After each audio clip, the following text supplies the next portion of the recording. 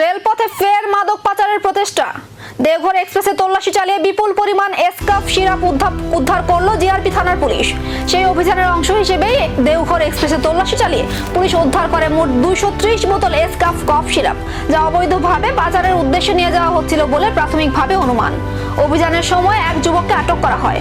উদ্ধার হওয়া এসকাফের উৎস, গন্তব্য এবং এর সঙ্গে আর কারা কারা জড়িত তা খতিয়ে দেখতে তদন্ত শুরু করেছে জিআরপি। রেলপথে মাদক পাচার রুখতে ভবিষ্যতেও এই ধরনের অভিযান আরো জোরদার করা হবে বলে জানিয়েছে পুলিশ। আজ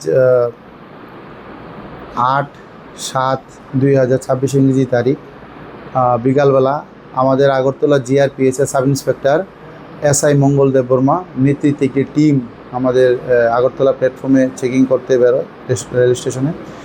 যখন বেরোয় তখন হঠাৎ করে লক্ষ্য করে একটি বহিরাজ্যের যুবক একটি ট্রলি ব্যাগ এবং একটি কালো রঙের হ্যান্ডব্যাগ নিয়ে সাসপিশিয়াসলি আগরতলা রেল স্টেশন থেকে সে বেরিয়ে যাওয়ার চেষ্টা করছে।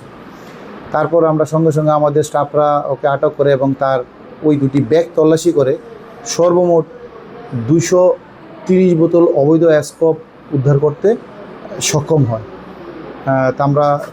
এই বিপুল পরিমাণ এসকাফ কোথা থেকে এলো?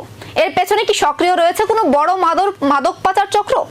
তদন্ত এগোতেই সামনে আসতে পারে আরো চাঞ্চল্যকর তথ্য।